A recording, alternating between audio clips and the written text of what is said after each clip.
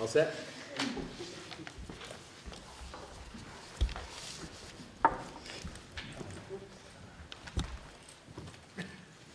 Good evening, everybody, and welcome to the regular Monomoy Regional School Committee meeting on February 11th, 2015. I would entertain a motion to approve the minutes of last week. So moved. Second? Discussion. Sharon, yes. There are one addition and one correction I'd like to make. The correction is that I can see why the secretary that was here might have thought that I got the information. It's under the middle school repurposing. It said something about that I got information from Rick Gifford, but I actually didn't get it from Rick Gifford, but I did mention Rick Gifford because he was here just prior to the subcommittee thing. So I just like his name taken out and committee member put here, because, okay? And then the other thing is under goals. I'm requesting that it say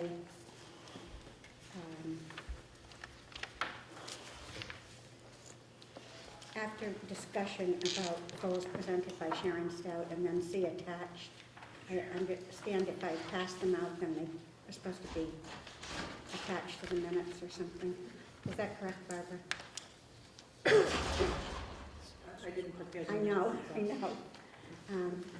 Under report, school committee goals.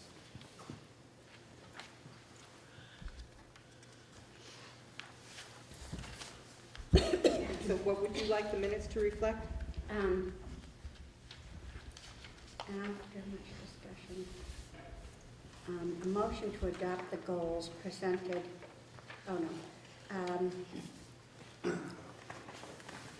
much discussion of goals presented by Sharon Stout. Or, anyway, after much discussion of goal recommendations by Sharon Stout. That's what the discussion was. And I'd just like to say see attached, so that when we do our goals next time, we can refer back and see if any of them are things we'd like to look at. I typically do attach all the documents in connection with the meeting, and my replacement didn't list it, but if you recall on previous minutes, I will always show a listing of documents referred to. Okay. It doesn't show it on this because I did not do these minutes, but on previous minutes, it will always list all the documents in connection with the meeting. So would it be right at the end? Below my signature. And so if you just say goals presented by Sharon Stout or something like that, that would be Yes. great. Then Yes. I know what they are. You have a copy of I guess I do. this. Okay, Joy, thanks, Sharon. Any further discussion? I've lost a bit. Have we, We have with a that motion. correction, we need to vote on the minutes then with those corrections? As All- amended. As amended, thank you, yeah. That's, like an Irish whisper, please, these people. All those in favor of the minutes as amended? Aye. Opposed? Thank you. Could I mention one more thing? Somehow, this would refer to Scott or Barbara, somehow about 2 or 3 weeks ago, my address got changed in the school thing. So it used to go out to the correct address, my personal address, but now somehow it's been put into Sharon Stout at Monomoy.edu, just like if I was employed there. All the employees get it that way, but the school committee, we all get them from our personal addresses. So I have no idea who to contact about that. But You can I have just, two email addresses. You have your school committee address, which is @monomoy.edu, and then we also use the personal email. I can't explain why. We could have Deb work with you Oh. to forward. because it's just been changed in the last 2 or 3 weeks. It always used to be the other way. But everyone else's goes to their own personal, and mine goes to monomoy.edu. We'll fix that, Jen. Thanks. Thank you.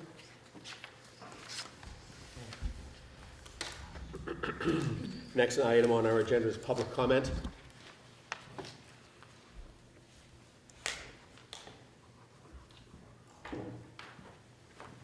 Good evening. Evening. I just wanted to follow up on some comments I made earlier with more specific information. What's that? Identify yourself. I will. I'll get to that. Thank you very much. I'm Matthew Brown. I'm head of social studies at Monomoy Regional High School. I've discussed with most of the members of the department what would happen if we were to lose one social studies teacher, and I'm here to report back to you. If the high school is to maintain the 8th grade teams, because of contractual obligations, one of the high school teachers certified to teach the 8th grade must be shifted onto one of those teams. Because of this shift, the students would be unable to take AP European History class slated for 9th grade. The feeder program in the 8th grade for that class, which attracted numerous students, would also have to be eliminated.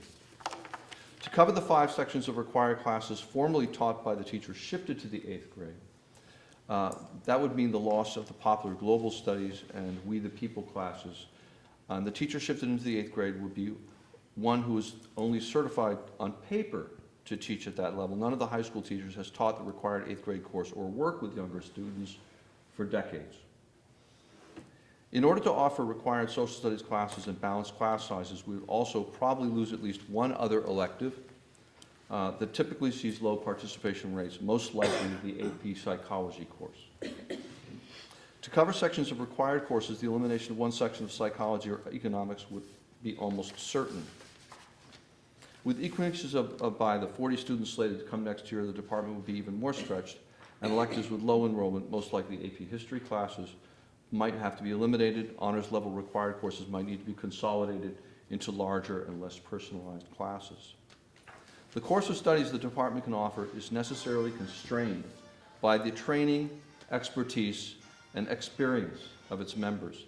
Given a cut, we would be losing one of our most flexible staff, one who can teach all of the required courses in every grade. Not every teacher is equally well qualified to teach every course, whether required or elective. And teachers cannot be shifted in and out of classes and levels like pegs in and out of holes, at least not without serious problems in the classroom and for morale. Teachers must be matched to classes just as students are.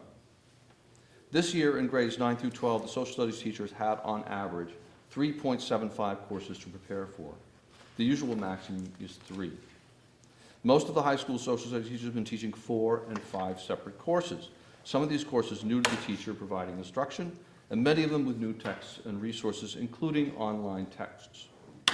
In the interest of providing the greatest possible choice and building an outstanding program, my colleagues and I were willing to undertake this heavier course workload and also the increased workload of some very popular classes, some as large as 30 students.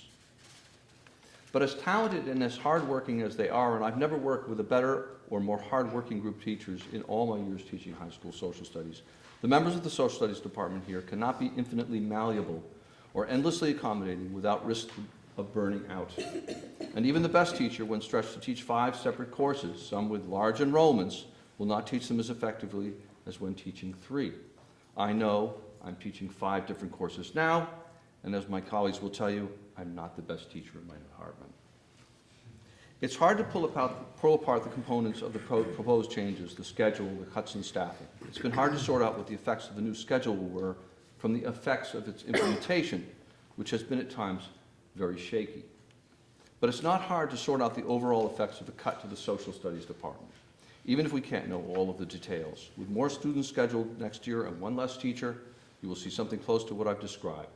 Fewer choices for students, especially higher level courses with smaller enrollments, teachers scheduled with larger classes, while smaller classes are eliminated to accommodate the greatest number of students with fewer teachers on hand to teach them.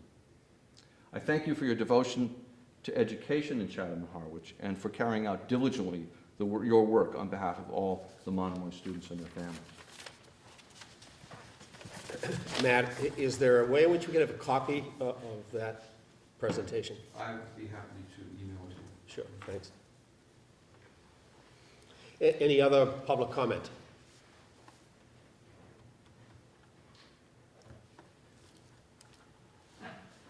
We'll move on to D, recognition. Well, that would be me.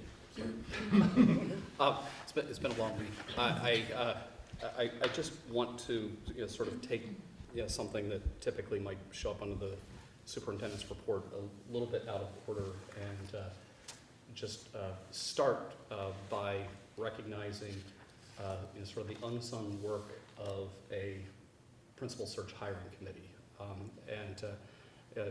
Joan Goggins and Carla Blanchard, were tasked this year to engage and lead another principal search committee, and we had some parents, Jenny Woods and Kim Robbins were involved on it from the parent perspective. We had Kate Serafini and Sherry Armstrong from the teachers. They're represented, and the time that goes into that, outside of everything else in their lives, and it's just admirable. And for Joan and Carla, this in a year now has been principal search number 5. They've done that without saying, "Hey, Scott, no more." But I went today, and there was white smoke coming out of central office as I made an email blast out first to the elementary school staff on the decision that I made, and then went and sent an email out to the Chatham parents. The challenge in my job is that whatever decision I make, I'm always guaranteed to make some people unhappy. And I know with this one, I've got school committee members who I think are devastated on some level with the choice. But we had 2 wonderful candidates, that I shared with the school committee last week. Robin Millen, who has been our assistant principal at Harwich Elementary School this year, and Adam O'Shea, who was our intern principal at Chatham Elementary School this year. And I think I mentioned to the committee last week that I had the utmost respect for both of them, and I personally consider, as administrators in this district, both of them as franchise players that you want to go and keep and protect and have. The challenge for me is I had to make a decision between 2 franchise players for one position, and it was a tough call. Ultimately, what I put out in the press release is that I've offered the position to Robin Millen, and I am just excited to welcome her as the incoming principal for Chatham Elementary School. So Robin will start formally in the role July 1st, but from now until July 1st, she'll still be the assistant principal at Chatham Elementary School, or at Harwich Elementary School, and Mr. O'Shea will continue to be the interim principal at Chatham Elementary School, and I know that they'll work together on the transition.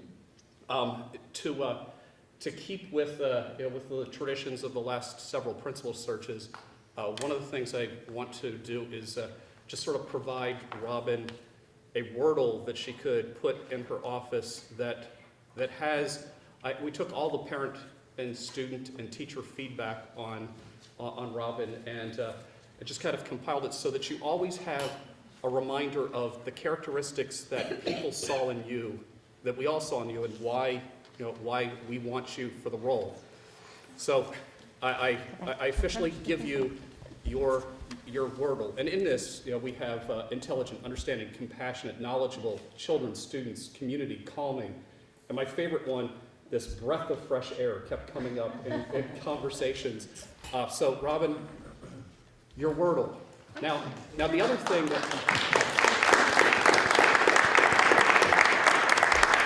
the other thing that I have been providing our principals that we hired last year is I bought out of my own pocket nice Monomoy jackets with that would say Millen Principal on.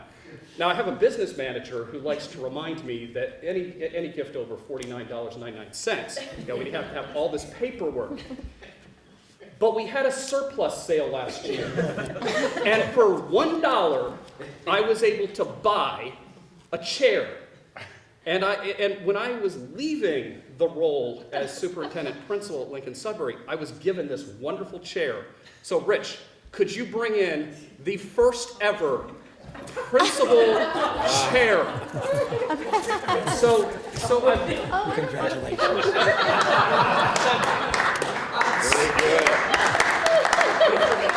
So this embodies the Wordle. It's not too late.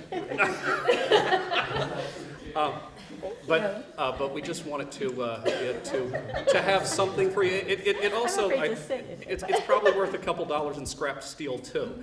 It looks very familiar. So in fact, this chair once upon a time was Carla Blanchard's chair long ago in her classroom, and appeared in some promotional materials on why the district needed to build a new high school as an example of the furnishings that existed at Harwich High School at the time. So, Robin, I'd like Tony London and Joan Roberts that did a wonderful job of beautifying it. So, It's your new hot seat. Yeah, I'm going to keep it safe for that. So, Robin, I really can't be more excited to have you on board again with us. So, thank you. You most certainly did. Thank you very much for that. I just want to echo what Beth said about the hiring committee. I truly appreciate the time and the energy and the effort that goes into that type of search. I've been on them several times before, and it's nonstop, and the consideration that you put into this is unbelievable to me.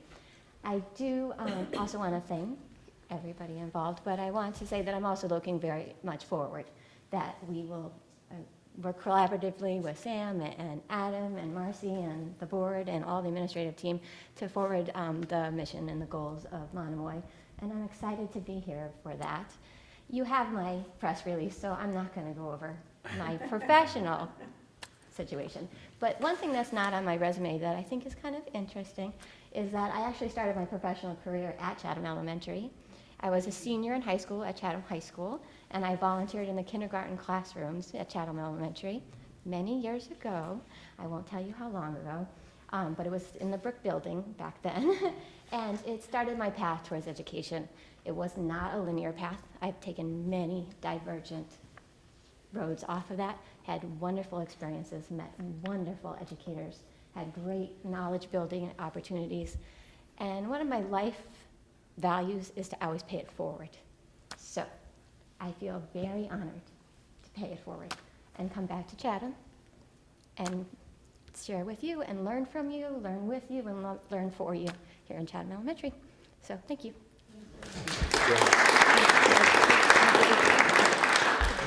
Yeah, literally returning to the scene of the crime.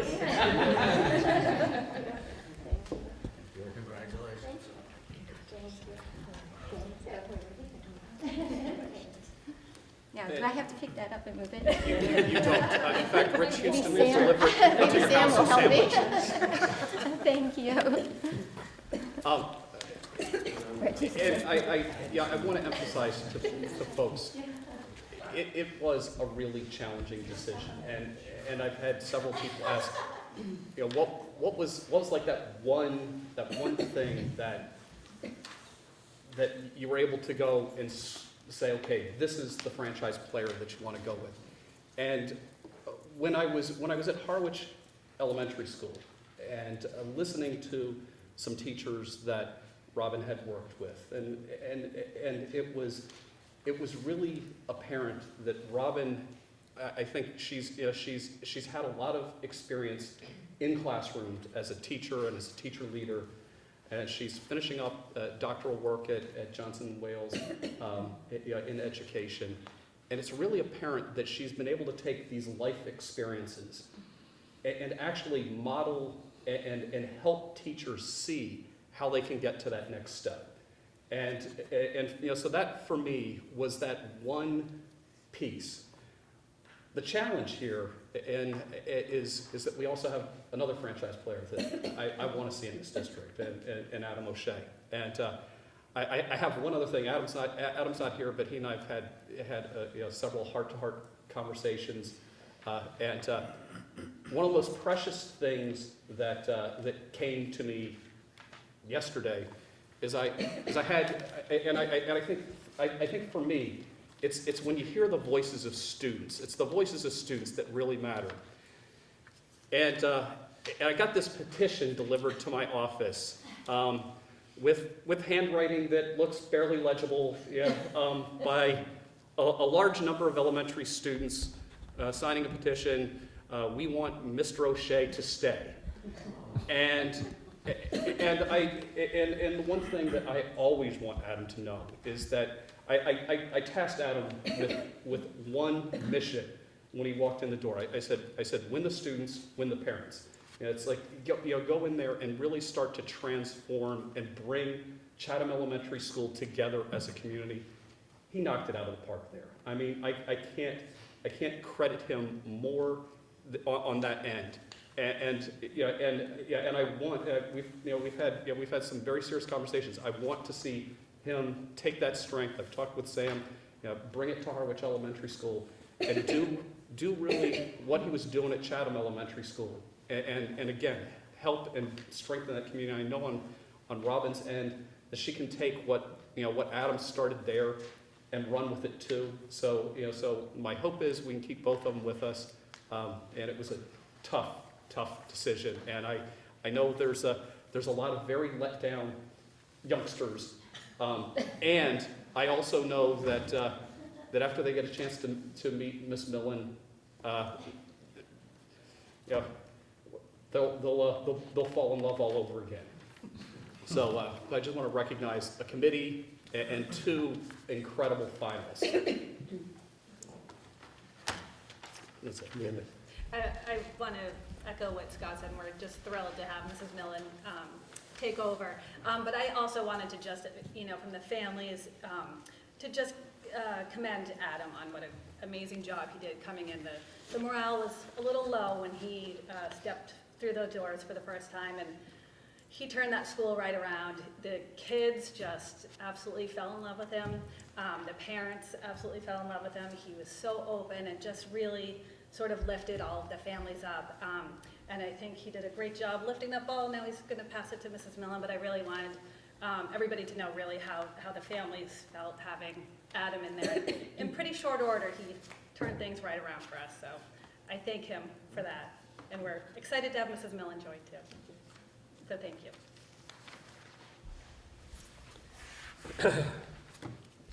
Is Lonnie?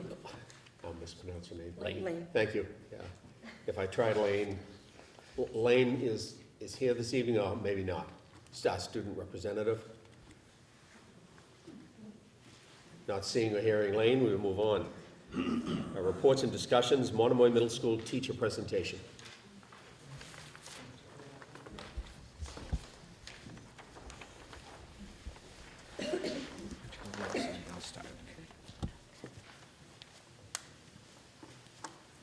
Chairman Russell and committee, thank you for the time. Jumping right ahead, okay. I probably tapped something I wasn't sure. We were thinking in a leadership team about the budget and all of the many things that folks don't know about us as a school district and the middle school in particular. And there are a number of positions and people who add a great deal to our school community, but that people may not so easily recognize. I was trying to think of a metaphor, and having been involved in a building project myself over the last few years, I thought about the importance of the final touches. And excuse my off-Cape pictures, but this was my life over the last few years.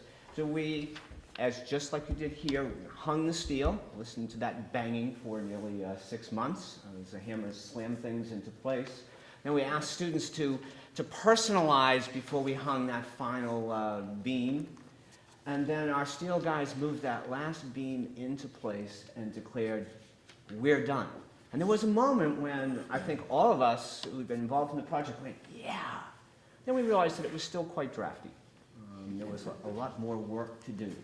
So we came inside and started the finishing touches, and we were finally getting there, but we weren't a school until that morning. And that day when everyone, just like in September here in the middle school, came through the front door, we became a school, and I think I was a bit self-congratulatory, both then and this September, like we got here, and then I realized we're not done. There's so much more still to paint and to bring to people's attention and to fulfill our possibilities.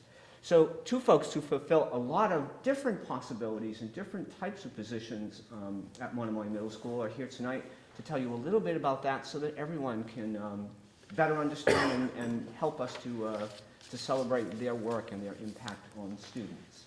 So Ms. Cindy Maycomber is going to start. She's going to talk about our much beloved, and I have to say, I'm positive, my former colleagues envied position of enrichment teacher. So Cindy, you take a couple minutes. Thank you.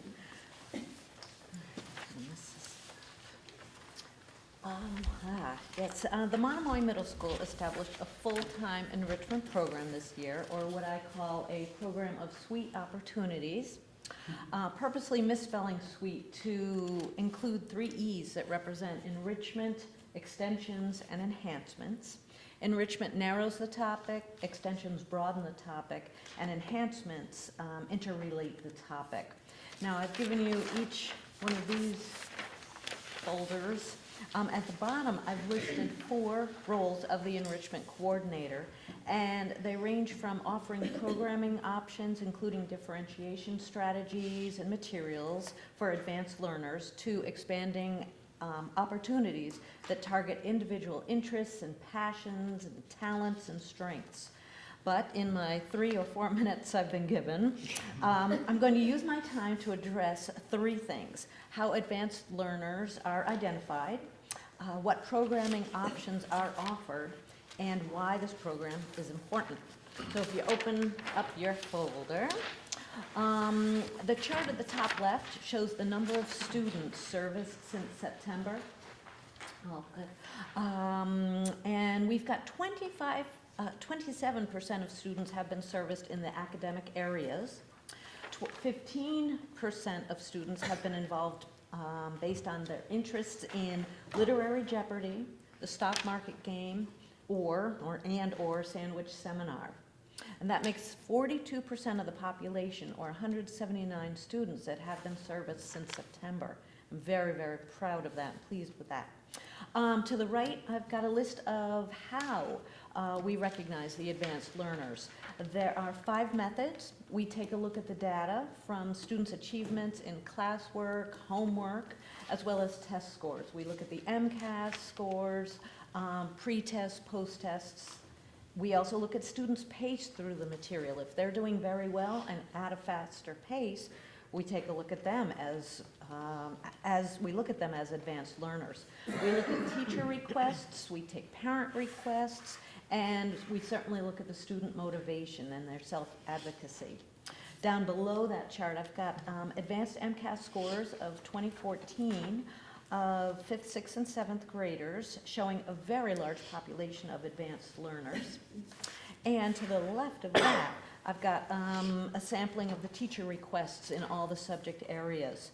September, I had 14 teachers call on me, 17 in October, 6 in November, 8 in December, 9 in January, and they asked for a number of things. Daily or weekly pull-out for their kids, in-class extensions for their kids, contest participation. 2 people have brought contests to me and asked if some of the students could participate, and in-class presentations and a couple of other things. So it's been very, very busy, very active within the community of Monomoy Middle. Once they are identified, they see me or use materials that I put together for their classroom. And at the very bottom, I've got a big chart there, and it's probably, oh, right there, that's great. When you can see the numbers, again, 5th, 6th, and 7th, let's see, the green would represent the 5th grade. I don't see that on there, sorry. 6th grade, would be the, let's say, the brown. Oh, thank you. And then 7th grade would be the orange. When they see me for math, we changed the learning materials to be more complex and focus on real-world problems. When they see me for ELA, the most popular subject area, I offer more complex literature or change the pacing to progress more rapidly. I also changed the questioning to promote the higher order thinking skills that demand the critical and creative thinking. We kind of combine the science and social studies in that we changed the learning goal to be something that they don't normally learn or that bridges into multiple curricular areas. I'm doing well. One more minute. And in my final minute or two, I'll address why all of this is important. Let's see, the enrichment program fosters a culture of academic excellence within the confines of my room, which I just love, as well as throughout the building. And I am proud to share that a couple of things have been happening. Teachers are now requesting in-class materials and assignments for those who finish well early, using centers as carrots for success. I certainly would have held out for a cupcake, but the culture here at the middle school is much different, and I love that. Excellent writing samples were put in the first issue of the pencil, and each writer receives one to bring home, and a couple of students let me know that they gave their copy to parents or grandparents as a Christmas gift and showing their pride, and I thought that was fabulous. I've heard that whole classrooms offered students, whole classrooms are asking to pre-test out of math, out of the math unit, just so that they can work with other advanced learners in the classroom. We try to get all of them at the same time as often as we can. It usually is 1, 2, 3 students who are offered the pre-test, but then, like I said, a couple of teachers have come to me and said, you know, the whole class wants to try it, and we do get a better turnout for that. So that is exciting. And one of my most exciting experiences was through the 6th grade ELA teachers. They offered students the option of reading Hatchet over winter vacation with the promise that if they come back and get a 90% or above on the post-test, they can come work with me in the enrichment program to work on literature and activities related to the theme of survival. And because of that, I'm seeing 30 kids twice a week, just because they took advantage of that opportunity. Wonderful of the 6th grade teachers to do that, wonderful of the kids to want to do that. The program supports each vision statement that fosters creative or collaborative learners, curious students, a challenging curriculum, analytical thinkers, and problem solvers. And finally, the middle school staff and administrators share the goals to further students' knowledge and to develop their autonomy as learners. And I am very proud that it is through, or partially through, the middle school's enrichment program that kids can achieve these goals. Thank you. What Ms. Coy doesn't explain is the small miracle that she produces in a classroom. I had a hard time imagining what this would look like. Let me come and start. I do that all the time. Where I would come in and take a seat and realize that there were at least 3 and sometimes 4 different classes happening all at the same time, with a couple different math groups at different age levels, a couple kids maybe out in the corridor reading, several more discussing the ELA challenge, and somehow Cindy bringing personal attention to each and every one of them. And it is an amazing experience to watch that happen and students self-direct their learning. So it's an important and a unique part of our school community. Math is its own language. Those of you who have sent children to school over the last 20 years know that math people, for some reason, insist on changing the language every couple of years, I believe just to keep parents and probably administrators frustrated. I am very lucky to have an expert in the house who helps us to all stay on the same vocabulary list and use it well, coaching math teachers and students, and her boss. So I very much benefit with time from Ms. Coy. So she'll tell you a little bit about her position as math coach and department head. In the spirit of Wordles. That Wordle is from the math practice standards, so those are some of the main words that we use every day in the math classroom.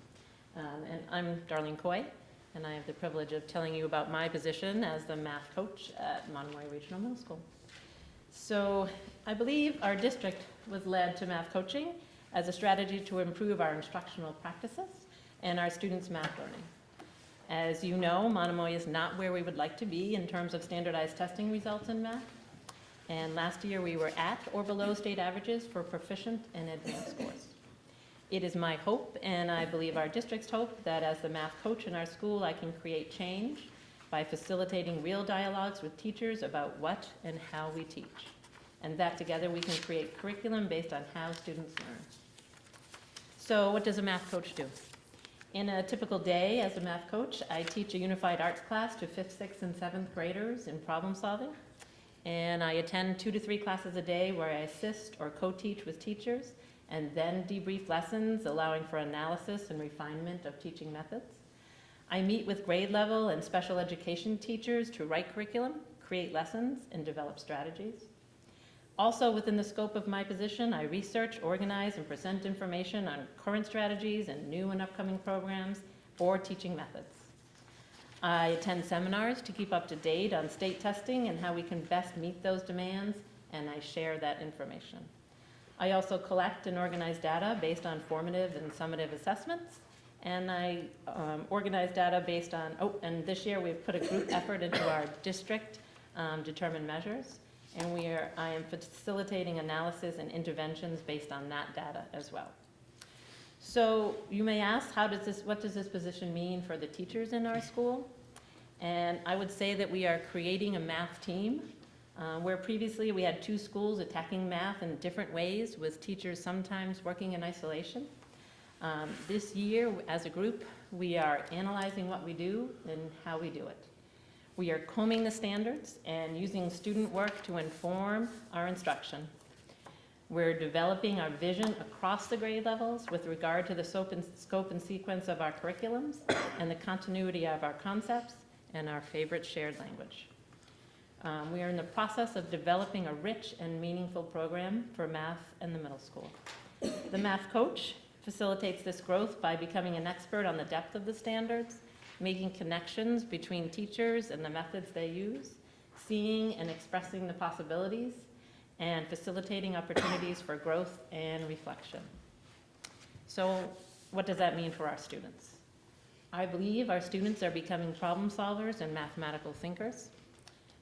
As you know, the Common Core standards includes content standards and math practice standards. The content tells us what to teach, defining the expectations and the understandings of math at each grade level. And the math practice standards define how teachers should teach and how students should learn and practice their math. This year, all teachers are using problem-solving strategies and math writing strategies to help students develop their math practice. The students are learning to analyze their work and the work of their peers. They are estimating and predicting, and they are making sense using models and seeing patterns and communicating precisely. So it's an ongoing process. And the teachers and I have developed this through modeling, lesson design, and student activities focusing on hands-on learning and higher order thinking, and using a variety of learning styles. It's been an exciting first year at Monomoy Regional Middle School, in many ways. We're coming together as a faculty, and the team there, it's a buzz. There's just a buzz of possibilities in the air at school.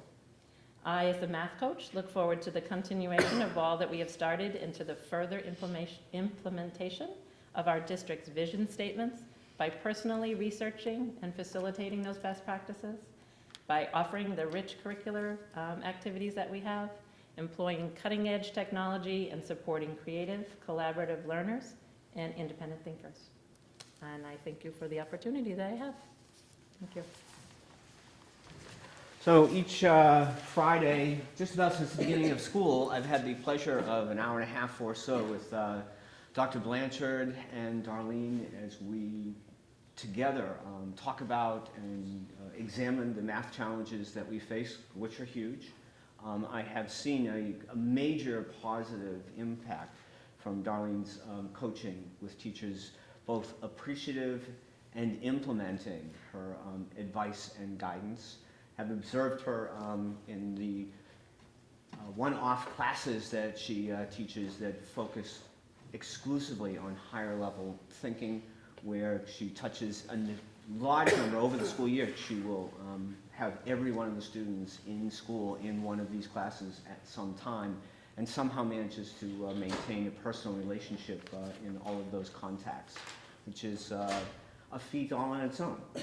To do that in the context of math is, of course, miraculous. So I very much appreciate their presence in the faculty. It's like having two excellent consultants who don't lead with a business card on the right and an invoice in the left hand, but are there each and every day for us. So we thank you very much for the time. I don't know if there are any questions. Sharon? I really don't have a question, but I just have a comment. I really appreciate the three of you coming and sharing. I would not have known how much things have changed over the last 5 or 6 years without this. This is hugely exciting, and if anyone's watching this, I can see how they would be thrilled, as I am, about what's going on at the middle school.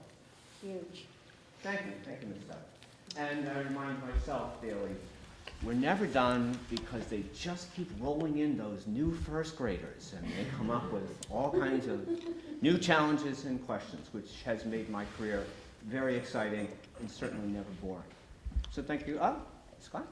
I just want to reiterate what Mrs. Makemoore was saying, because my daughter has done a couple of things, and the excitement that she comes home with she was one of the writers selected for the pencil, and so she came home, look, I'm on page whatever, and so, we had to look at that real quick, and she's just very excited to be able to do that, and so, thank you.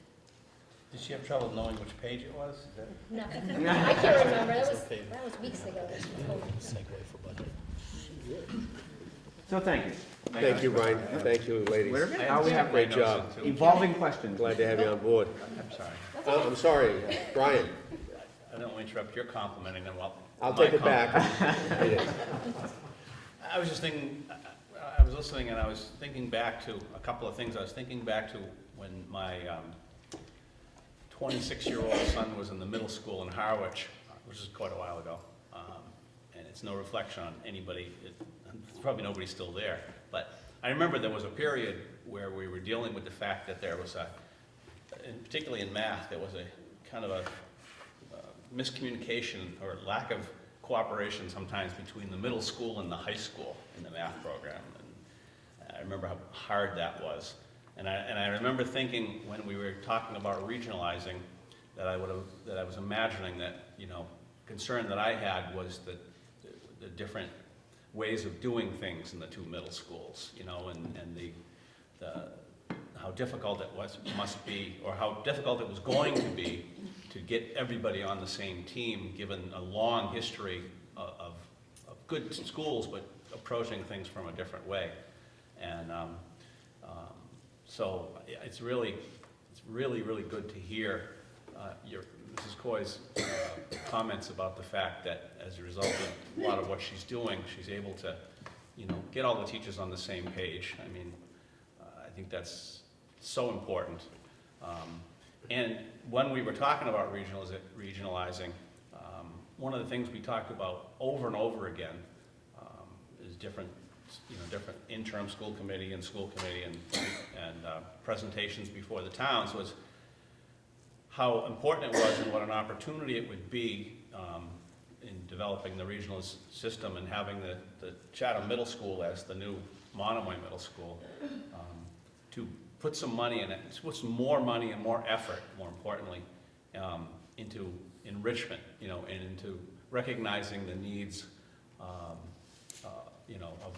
the more advanced students, which the perception is, and I don't even know how much it's true, but I think the perception has always been that they don't necessarily get the attention that they need in light of the necessary and, you know, costs associated, you know, with it, with the other students. So I'm just as thrilled to hear about the fact that we're making such a great effort in the enrichment program as we are in the math program. So I want to personally thank you both very much. Thank you. Again, thank you, ladies, and, you know, it's a prime example, as you know, math has been a challenge here in Howard and actually nationally. And I can recall in the fall how a couple of parents were here, citizens saying how, what remedies and what solutions, and there's no miracles, might we attach to some of the correctives of the scores. And it's great to have me here that there have been two folks at the middle level come in to apply some skills, and it'll be 2 or 3 years of training as a teacher of teachers, and at the same time working with kids that will begin to see some hopeful, strong results. I know the scheduling, and Brian, I think the PLC time, I'm sure your math folks, that gives them some common time with you, and which probably a year or two ago never existed, and they probably have some common planning time during the day, so that's all a plus towards trying to get that target all on the same focus of our staff. So good luck as you move down, both of you. Thank you. Thank you. Thank you. Thanks, Brian. And thank you, ladies. Thank you. I just wanted to provide a little segue between this discussion and our next one on budget. I greatly appreciate Matt Brown coming, you know, today and, you know, talking about concerns about budget. And I think at the selectmen's meeting this past Monday in Harwich, we heard many talk about concerns about budget and how a budget could impact the high school curriculum. And I wanted to invite Cindy and Darlene here tonight because a budget's not just a high school problem. A budget's a problem pre-K through 12.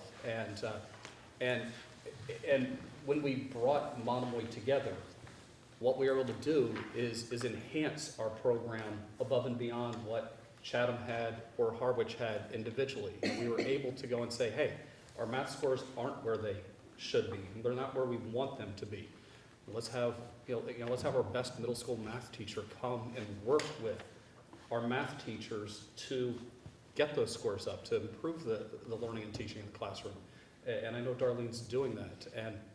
And to, to have a daughter who's already read the book that the English class is doing, be able to go and meet with Miss Maycomer and have another book to read and to report out on. And that's what we want to see for our kids. And my worry over the last 2 years here is that as superintendent, I keep getting these missives. We need to keep cutting it. So there's a presentation that I made before the Harvard Selectmen this past week that doesn't cut. I want to emphasize it. It doesn't cut Miss Coy or Miss Maycomer. But at some point, if I keep having to go back in and cut the heart out of what made us better as a district, at some point you lose an enrichment program. You lose that bolstering of the math curriculum. And I just want to sort of emphasize that as a school district, I think it's important at some point to draw a line in the sand and say, we can't go beyond this point, that we'll flex, but if we go beyond that point, we're doing a disservice to our children and our future in the towns. And I thought it's important that, I didn't know if the school committee understood. We've had people come in and say, hey, what are you doing about the math scores? This is what we're doing about the math scores. So I've had parents come and say, hey, my child's ready for more. What are you doing? Miss Maycomer. Okay, so this is what we're doing. But this is also what's at risk if we keep cutting. And that's why I just want to sort of lead into a budget conversation saying, I presented at the selectmen's meeting, and I think there's 2 salient pages for us that I presented. I presented my recommendations on what we could do to narrow a gap. not close a gap, to narrow a gap. So that's the, that was slide number 11. That involves reductions, and it's my attempt to do some cutting that I still think can make sense. It can help us meet the want of some on our boards in that middle. But it still leaves a gap, and the gap's articulated on page 17. This is the gap above and beyond 2.5%. But but there needs to be at some point just where does this committee want to be? Because I have 2 weeks from today, after February vacation, I need to come before you and present our budget. Now, these are my recommendations at present on what we could do. And my preference would be to come before you 2 weeks from today and at least present a budget that you'll support, not a budget that has the superintendent going one direction, the school committee wanting to go the other. So I wanted to start and engage in a conversation on the budget. You've heard me for several weeks talk about reductions and trying to close a gap or trying to narrow a gap. But you've also heard from Rich and Matt and others over this school committee meeting, our last school committee meeting, the selectmen's meeting. There's a quite significant funding gap. This closes it by $1 million. It uses $600,000 of excess and deficiency to further close us, to get us to this point where we're $828,000 above 2.5% for our two towns, $688,000 for Harwich and $140,000 for Chatham. But just want to kind of start there and ultimately turn it over to you for my recommendation. Scott, what would, it says here that this number is a certain dollar above, but what percent is that? That's on a couple lines just above that is what the total percent increase is. 5.9%? Right, so that would be, for Harwich, that would be a 5.97% increase over the operating assessment from the prior year, and for Chatham, a 4.45% increase over the operating assessment from the prior year. That it's important to understand that the reason the two are different for the two towns is that there's an enrollment shift that happens towards Harwich, because our assessments are based on a 3-year rolling average of the enrollment. So there's some added cost towards Harwich just based on there's more Harwich students in the system at the moment, and that that enrollment will will over the long journey for this district oscillate and swing back and forth depending on what families are moving into which town and how many kids they're having in the system. Well, first, just to continue with my thoughts. What you're saying, as far as I can tell, about the middle school is that there's a drop-off in numbers, and so cutting at that level doesn't seem like it's going to hurt programs or class size or anything. I want to be clear about this. It changes class size in 6th grade and 7th grade. The goal here is to keep class size within that school committee guideline. Yeah. The issue is it's in the school committee guideline in 5th grade, and it'll be on the high end of that guideline because we have a bumper crop of 5th graders coming next year, and next year is the wave. We'll have about 171 5th graders next year at Monomoy Regional. The issue is that every year or in past years, we've lost students at the end of 5th grade to choice and charter out, but we never adjust the staffing. So we'll have the same number of sections in 6th grade and 7th grade, even though we've lost students. So if we were to reduce a teacher at 6th grade and a teacher at 7th grade, we could maintain the class size average. We maintain the class size average where it is in 5th grade, but it increases the class size in 6th grade and 7th grade over what it is. It still keeps it within that guideline. And again, this was me trying to come up with a strategy where, where we're trying to meet in the middle, but we're trying to stay within an overall guideline for the enrollment. And it does, and I know this is something that Nancy spoke to me about. Reducing a teacher in 6th grade and 7th grade also takes the notion of teaming as we've done it currently, and it has me going to Brian and saying, okay, come up with a different sort of support structure for 6th grade and 7th grade, because you now have sort of teams with lopsided numbers of staffing.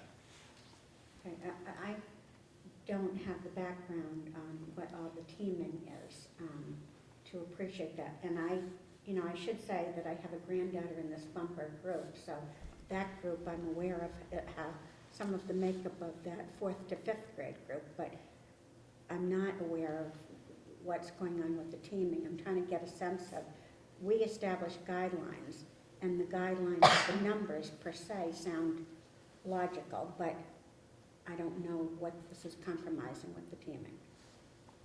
Well, one comment, right now, if I'm not mistaken, the teams in grade 6 and 7 are 4-person teams. Oh, I see. So in that light, each staff member hopefully is teaching off their skills. So there's a math teacher, a science teacher, social studies, and language arts, reading teacher, 4. If in fact the numbers would allow us to stay within that range, by eliminating 1 6th grade, 1 7th, you would turn the teaming into 3-person teams. One of the 3 with middle school certification could or would teach math and science. And the youngsters being about not 75, but 23s, somewhere around that number, would rotate amongst the team of 3 in grade 6 and grade 7. Yeah, For one of the 2 teams. Yes. So Clearly not ideal. no. Most teams, you strive for 4-person teams for the very reason. So if that answers. Okay, so that's a little troubling, although I can't visualize it clearly. And there hasn't been a lot of presentation on that. Whereas the high school, there's been a number of people that have gotten up and tried to educate us a little bit about Latin 3 not being there and some problems with social studies, and I don't know what all the rest is, but it seems like it really will impact students and what their plans are. And some students might leave because they're not getting what they need for their college courses or their career goals. So that's troubling to me. We're faced with some difficult choices. Ideally, the budget would be approved at the submitted with no cuts at all, no considerations. So not to move the conversation along, but I think we have a couple of choices here. We're looking at a figure of $688,000 for Howard and $140,000 and change for Chatham as near misses, or getting as narrow as we can to that 2.5 position. Our position would be, should that be at this stage, before we go from a draft budget to the final recommendation to the superintendent, should that be our red line? And if so, why? Personally, I have the privilege of being chair. I sat with Scott since September with the chairman of the selectmen and the manager of Howard and the meetings over in Chatham. And as I looked at that gap of $2.5 million, with all of the out of the classroom monies that we could throw towards that, the final elements of school choice, and getting it down to about $1 million, as the process began, my goal then, and as it is now, was in some reasonable attempt, without gutting the system within the classrooms, K-12, could we find revenues to meet the towns in some middle ground? Because in good faith, I did not see where we could defend a $2.5 million in the face of the community and their needs without having that attempt take place. And that's what's happened over the last 3 or 4 months. Identifying areas of our present budget, sacrificing, and then coming up with this number here. Would we like it even lower? Sure. So that's where 688. We could instruct, and Scott has already done it verbally, we could instruct Scott to say, well, give us a quick draft as to what the worst case scenario would be on paper if we committed to a 2.5 marriage with our budget. It would be 500,000, 600,000 more dollars. And the only place you'll find that with 10 or 11 or 12 further staff. And personally, I didn't articulate well the other night, but if the pencil was sharp and I'd been saying yes to this cut or throwing some E&D money, I'll say no to that. I think we end here and we take our best chances in selling the town of Howard and Chatham to a degree on the fact that we can, we need at least $700,000 to carry on the quality that we have with cuts that we wouldn't have done if it wasn't for this case. I appreciate the comments the staff made the other night as well as last week. But at some point, personally, balancing kid needs, budget needs, I felt like there was a reasonable moral effort for the school committee to explore how far can we go to meet this new region and at the same time save the quality. And that's a very judgmental thing. Many people, as we've heard from the staff, that you won't save the quality. 8 is far better than 7 as an 8-period block, and it's awful difficult to say yes and no on that. But someone has to, so I guess I've said my piece. And I think to try to put it into a sort of a bigger perspective, and I respect, you know, where Rich and Matt have come from, and all those that I think what we clearly heard at the selectmen's meeting, you know, we don't want to have any cuts. And I think the challenge that we have there in a scenario like that is that I don't think it's even conceivable that there's a way for the towns on both sides to flex within their budgets without forcing the towns to have an override. And then it becomes a huge gamble. If the override fails, then the cuts that I have to put in place are what I was clearly articulating at the selectmen's meeting.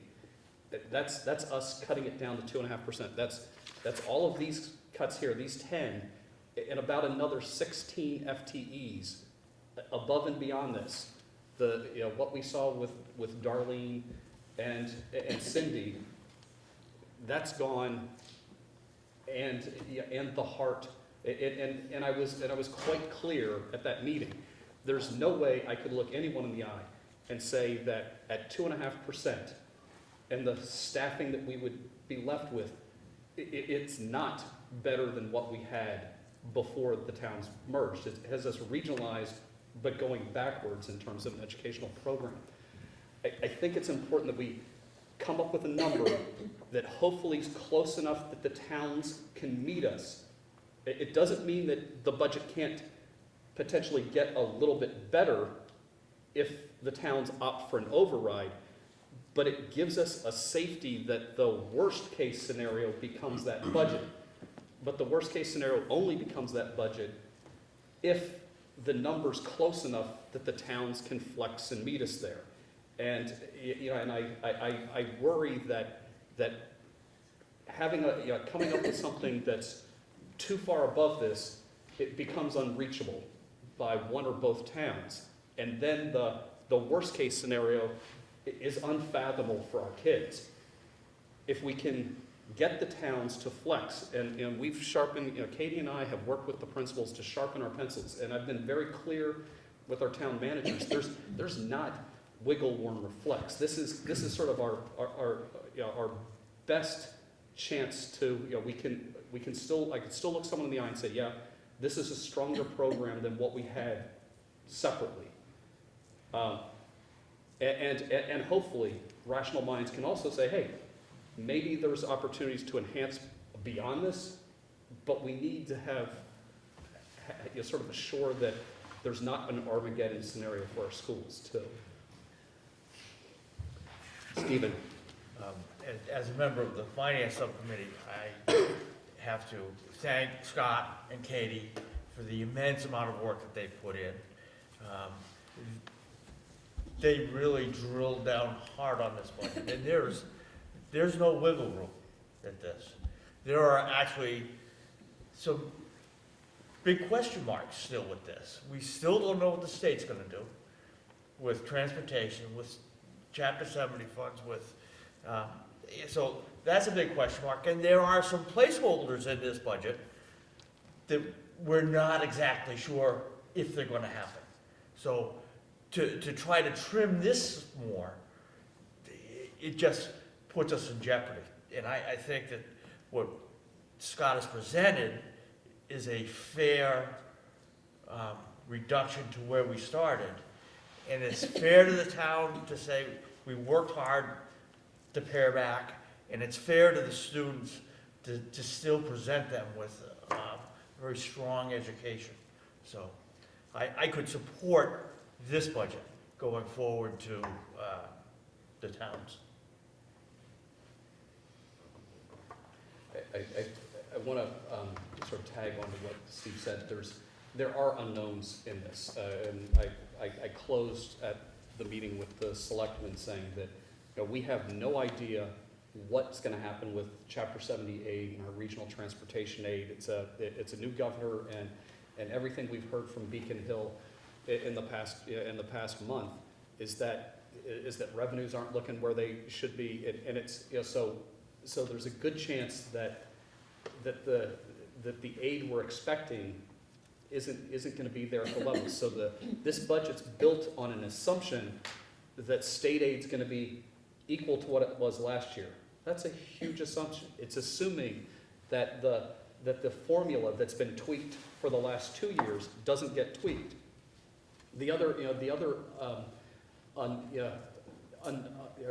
guess known at the moment is this budget's based on an 8% health insurance increase. Well, we had news last week that we initially started at 4%, and then the tea leaves said, no, 4% is too low, so we bumped it up to 8%, and then our health consortium that we belong to said, no, it's gonna be a 10% increase next year. That's another $60,000 bigger gap than what this has. The relief valve here is that we've also offered to our staff an early retirement incentive. So that becomes our wiggle room. That if teachers do exercise that early retirement incentive, we can use those savings to offset the $60,000 that we already are nowhere in the hole from what this number is, and hopefully buffer other unknowns yet to come. But I can't see those unknowns being more favorable. There isn't. The tea leaves from Beacon Hill aren't saying, "Oh, count on things being better for your Chapter 78." Sharon? I just have a question about the process. So I've heard that the town has about 4% wiggle room, not a 2.5%. So are we thinking that if we say 5.97 is our bottom line, that will become what they'll accept? I'm just not clear on what the process going forward. Do you bargain some more with the selectmen, or do you say this is it, otherwise we'll have to go to an override? This is just my 2 cents from last year. And I think Stephen might agree with me. I feel that we've flexed, and at some point we need to just say we can't go any more, because we literally in this budget can't go any more before hitting programs like we had presented today. We're at that place. This is as lean as Monomoy can be, and so that's why I want to to be able to clearly say, here, this is where we can go to. And last year was we kind of kept trying to flex a little bit more and trying to flex a little bit more. And, and we reduced staff, we reduced staff beyond what we needed. We had to kind of go back in this year as we were putting together a schedule for the first time. And we needed to add in a fractional history teacher, a fractional English teacher, fractional science teacher, fractional gym teacher, just to have the students get the schedule that they're going to need. That early retirement incentive, again, might be able to give us that flexibility if we need to fractionally add into a schedule, if this ends up being a 7-block schedule, that it'll be the first time that the schedule will have run. We're going to need flexibility to smooth unknowns in a new schedule. Yeah, Brian. I've appreciated all the comments. In fact, Scott's answered some of my questions and some of my concerns, but I think there's a couple of points to be made, and one of them actually is directly related to your question about what happens next. We were all there the other night before the selectmen, and I think there's a couple of misconceptions which were reported incorrectly in the newspaper. One of them was when the gentleman from the finance committee basically said to Scott, when he said is, so are you planning to have us pay for this $688,000 with an override, or are you assuming that we're going to have to cut staff for that purpose? That implied that the town of Harwich has already determined the most they can afford to spend, okay? Although the town manager kind of said it in a not very clear way, I think it's very important to understand that we have been going to the selectmen and finance committee meetings. Was that our 4th meeting? And each time we have, through extraordinary work, and I'm also on the subcommittee, and I know the work that's been done, and I am satisfied that this is not a question of, we got to sharpen our pencils more, and we've still got things padded here, we've got things padded there. I'm satisfied that there's no room at all. I can tell you right now, I'm saying this now because I'm not going to be here next week, I will not vote for anything less than this budget. The point I'm trying to make is that we have gone to them and we have reduced and we've reduced and we've reduced. We've reduced to the point where we've created a conflict with our own administration, with our own teachers, our own students, and we've met the town more than they perhaps we should have. It was suggested by one of the speakers that we were directed to come in with a budget that's not more than a 2.5%. There's no such thing as a direction from the town of Harwich to tell us not to do that. We're an independent board, and we're responsible for operating the school in a way that best accomplishes the goals of the school, with respect for the fact that we also represent the taxpayers. But we're not directed to come in with a budget of 2.5%. And back to my point about the town administrator, we have not yet heard that they don't have the money for this $688,000 with their anticipated revenues. They have never said the reason that you have to have an override for this budget because we don't have the money. We've actually been, somewhat playing poker where they have not shown their hand. So, I think the partial answer to your question is, it's time for the town of Harwich now to tell us what they can afford without an override. And that's not even been remotely suggested, at least not in any public meeting that I've been to after 4 meetings.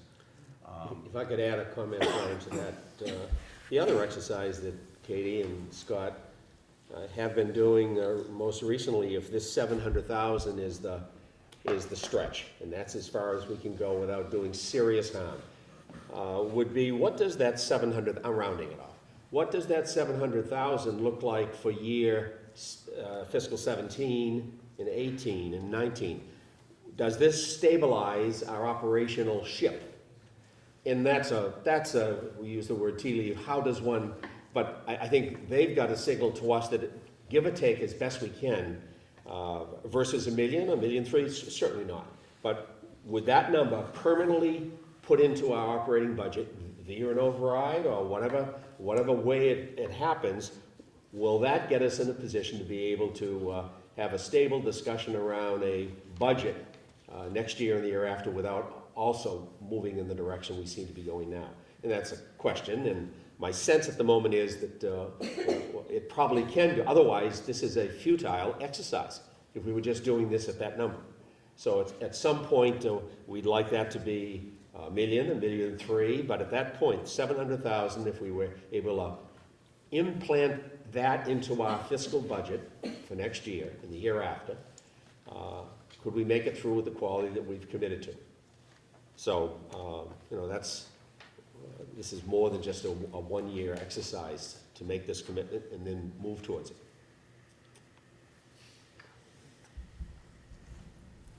Nancy?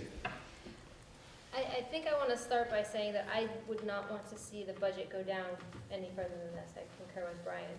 And I actually have some concerns which I've shared with the subcommittee with the cuts that have been made even to this. Some of them being the middle school. It's not that I don't think, I'm not sure if I'll say this right. Teaming is not necessarily always the best concept for middle school. There's other options. And with all of the changes that have already happened, that's what it was opened with. And then to go ahead and change that next year into something different, or a 3-man team and a 4-man team, I think that's going to create a little more anxiety. And I also feel that to speculate that the 5th graders are going to drop into their 6th grade year is a little bit of a speculation too. So one of my questions would be, what if they don't leave? And I think that one's an easy thing. I think what I've been discussing all along, if they don't leave, that means money that we would be paying out and are anticipating to pay out in charter school tuitions is staying with us. We would know, we would know in time to adjust staffing. And I think the simple math is, if 6 fewer kids leave, or better yet, if 6 kids stay with us that in the past have left to a charter tuition, we can afford the next teacher. And I do think, if the committee were to go with this number, I also think it's important to communicate back to our towns that an opportunity to potentially enhance the school budget, and I look at this on two ends. There are places where I would love to see us go back in and enhance. At the middle school, no offense to the high school guys back there, but mathematically, in terms of our budget, if we want to turn Monomoy around, we've got to start at the middle school. That's a crucial place, and I'd like enough flexibility, that if Matt says, hey, I'm not going to be able to run AP economics next year, I need another fractional somebody, that we've got the wiggle room there to address the curricular holes we need. I clearly heard Rick Gifford say, we might need some flexibility in Spanish.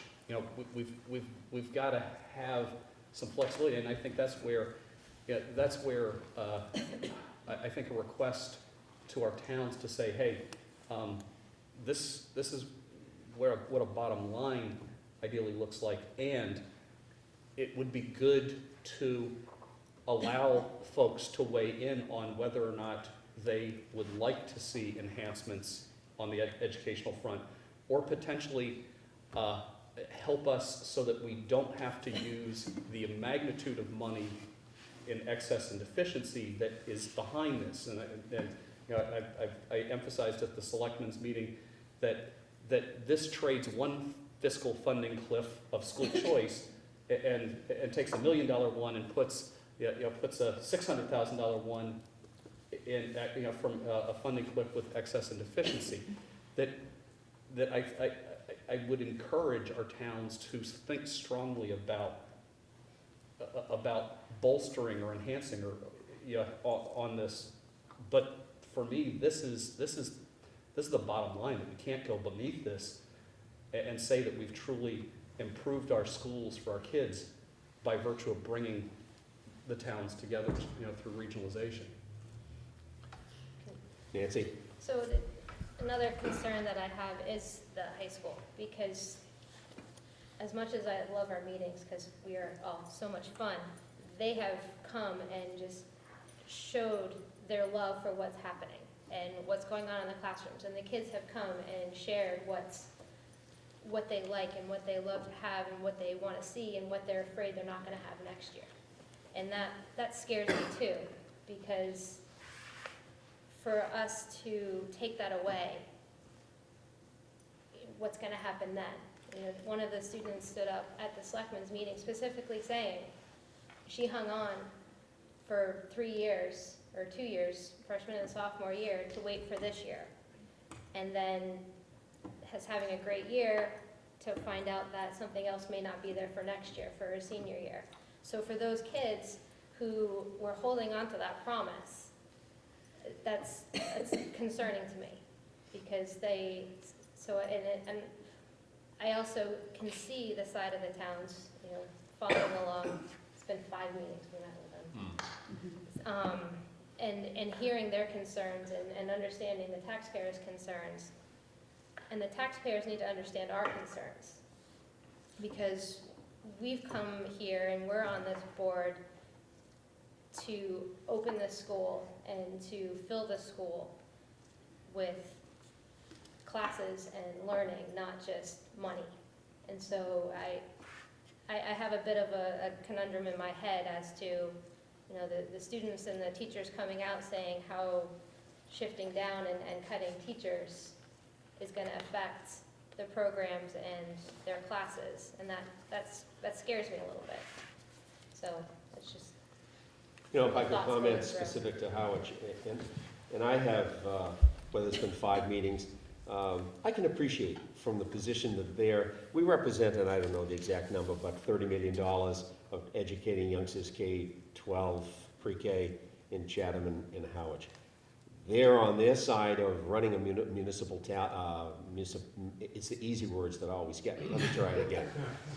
They're trying to run their town in such a fashion to protect what their bottom line tax might be and try to avoid that critical crush towards an override every second year, 4th year, the 5th year. Now, the 2.5 might be a false number because no one can run a business with that. We're learning that now. Chatham and Howard, for years prior to the region, subsidized that figure. And everyone was glad to do that, and the can being kicked down the road wasn't making that much noise, and there was some money there, so it was allowed. Now we're paying the Peter's Pence, so we're paying Deep breath. forget Peter's Pence, we're paying the price. So their need, the selectman, the chair, and the town manager, who's brand new, their need was to create a forum by which they could sit and listen and learn, hopefully from us, every 6 weeks, to how is the building of the budget going. So I can understand that. Clearly, and I meant what I said the other night, that the transparency as a layman sitting there on the school committee that I have witnessed towards Katie and Scott, month after month, with very, very clear and simple slides that I think taught all of us a lesson that we're able to be there, including the selectmen. That's probably more information than they've ever had. And I think they desired that because we're new to them. This show is new, and we have somewhat probably more autonomy than perceived, and therefore they're, in a healthy way, nervous about how do these two groups come together with this budget to make it reasonable for, in this case, Howard. So it's, I think, being a brand-new system, a culture, we have to get used to that until, over the next few years, build that trust that the town managers and the superintendent and the selectmen begin to sense that we're in this together, and it's going to take a long time, part of which I think we've already started, being as open and as transparent about where are these categories going, and we're not holding any cards back. So it's, I guess, part of the job that we have to expect. The idea of nervousness about the high school, I feel very badly with that. In my career, I've lived through these ups and downs and rifts and pink slips and great young staff people hanging in April and May waiting, what's my future? And it really is lousy. And yet we're faced with that dilemma. We, meaning the members, that you just can't stand by and sit and say, we're 2.5 over. That's your problem, Chatham and Howard. Let us know how you want to do this. So here we are, 3/4 of the way down the track, and we now need to reach a point where we say enough is enough. We're hopeful at a spot where maybe we've made a judgment that we've still maintained that quality. When I think of 18, 19, 20 students to a room, I think that's to a class, that's a terrific number. So there are many quality things that have been retained.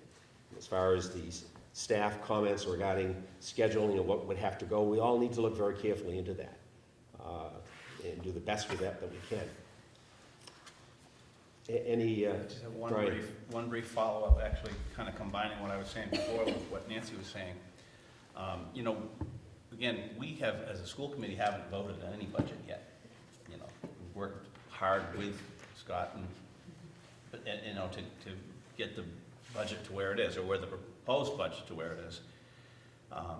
And when I said before, you know, I'm concerned that the town hasn't been forthwith with us, you know, about where their money is.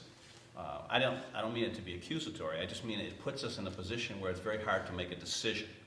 You know, if they come back and they say that the only way they can afford for us to have, you know, a budget that's $688,000 more than that they want us to have is by override, you know, that should give us pause as to whether, if there has to be an override, no matter what the amount is, it may be worth putting some of the money back. In other words, if the voters are going to have to decide between the devastation that would be caused by not getting the $688,000 and having to accept some of the reductions in teaching staff and course opportunities, you know, we may have to seriously consider a larger number for an override, and let the voters decide. I don't think we should give the impression to the public, at least I don't want to give the impression to the public, that I've closed that possibility from my mind. So. Anybody else want to comment? I totally agree with Brian, because I watched the selectmen's meeting on TV, or maybe it was when we were there the other night, and they talked about, I think it was when I watched it on TV 2 times ago, they talked about the town owns a lot of properties, and they're having a committee that's from the finance committee looking at those, because some of them they're, you know, maybe wanting to get rid of. So I'm not sure that there might be some other potential for money besides even an override that they have. But I do agree with you that if we have to go for an override, definitely we would want to try to keep more of the promise that we made, and the selectmen and the finance committee and the voters approved.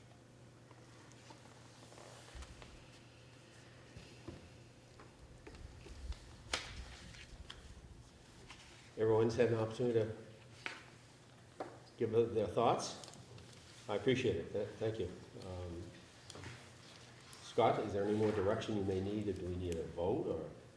You know, I think on my end, if